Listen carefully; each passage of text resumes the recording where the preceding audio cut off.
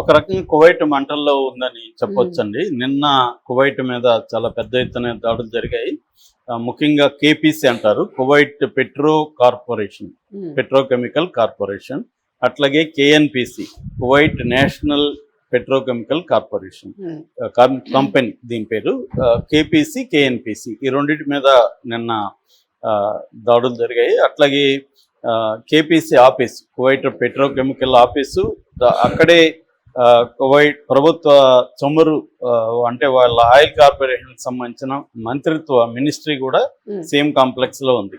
So వీటి మీద జరిగాయి. ఈ కువైట్ కేపీసీ, కేఎన్పిసి ఏమో షివాయ్ అనే ఒక ఏరియాలో ఉంటుంది. ఎనర్జీ సైట్స్ ఇవి. దీనివల్ల ఏమవుతుందంటే petrol, oil distribution, oil travel ఇవన్నీ కూడా ఆగిపోతుంది అన్నమాట కువైట్ నుంచి. అంటే ముందు నుంచి కూడా దాడుల్లో కువైట్ ఒకటి ఎక్కువ చేస్తున్నారు. ఇప్పటి వరకు కువైట్ మీద 312 బాలిస్టిక్ మిసైల్స్, 651 డ్రోన్లు, 5 క్రూయిజ్ మిసైల్స్ వేశారు ఒక్క కువైట్ మీద మాత్రమే. సో అట్లాగే అంటే బేసిక్గా ఏంటంటే కువైట్ మిలిటరీ బేసిస్ మీద అటాక్ చేస్తున్నారు. ఎందుకంటే కువైట్లో కూడా మనకి అమెరికన్ మిలిటరీ బేస్లు ఉన్నాయి. అలీ అల్ సలాం ఎయిర్ బేస్ ఉంది, దాని మీద అటాక్ చేశారు. అలాగే క్యాంప్ కెనడా అనే ఒక బేస్ ఉంది. అట్లాగే షైబా సివిలియన్ పోర్ట్ ఉంది. తర్వాత మీనా అల్ అహ్మద్ అనే రిఫైనరీ మీద దాడి చేశారు. కువైట్ ఇంటర్నేషనల్ ఎయిర్పోర్ట్ మీద దాడి చేశారు. అట్లాగే యూటిలిటీస్ అండి, యూటిలిటీస్ వచ్చి పవర్ జనరేషన్ మీద. తర్వాత అన్నిటికంటే డేంజర్ వచ్చి డీసాలినేషన్ ప్రాజెక్ట్స్ మీద. డీసాలినేషన్ ప్రాజెక్ట్స్ అనేవి గల్ఫ్ దేశాల డ్రింకింగ్ వాటర్కి దాదాపు 90% డ్రింకింగ్ వాటర్ ఈ డీసాలినేషన్ ప్రాజెక్ట్ మీదనే డిపెండ్ అయినారు. కువైట్లో 8 డీసాలినేషన్ ప్రాజెక్ట్స్ ఉన్నాయి. అందులో ఒకదాని మీద ఇప్పుడు అటాక్ చేశారు, మిగతా 7 మీద కూడా అటాక్ చేస్తామని చెప్తున్నారు. కువైట్లో కూడా 90% డ్రింకింగ్ వాటర్కి వాళ్ళు ఈ డీసాలినేషన్ ప్రాజెక్టుల మీదనే డిపెండ్ అయ్యారు. రెండోది ఏమంటే ఈ గల్ఫ్ దేశాలని జీసీసీ కంట్రీస్ అంటారు, గల్ఫ్ కోఆపరేటివ్ కంట్రీస్. ఇవి Saudi Arabia, UAE, ఖతారు, Kuwait, Bahrain, Oman.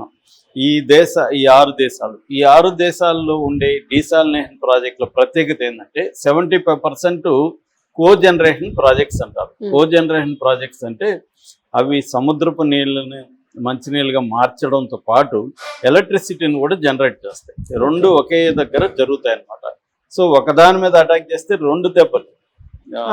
So ఒక దెబ్బకి 2 పెట్టల్లాగా ఒక ప్రాజెక్ట్ అటెండ్ అయితే వాళ్ళకి 2 రకాలుగా ప్రాబ్లమ్స్ వస్తాయి అన్నమాట. పవర్ ఇది కూడా అవుతుంది.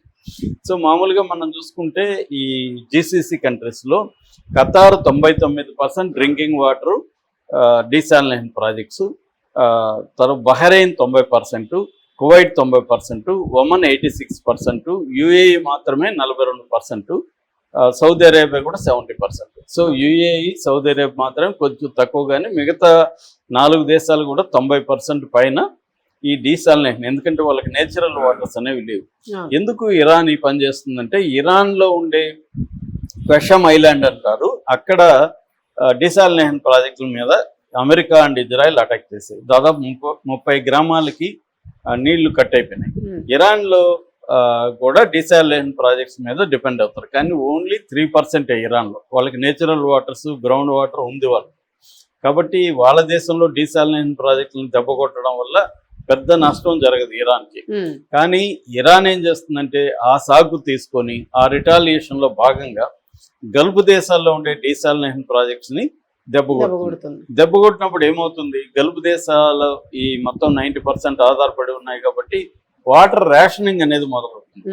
ముందుగా రిచ్ పీపుల్, వాళ్ళ పరిపాలించే సుల్తాన్లు, వాళ్ళ ఫ్యామిలీస్, వాళ్ళ బంధువులు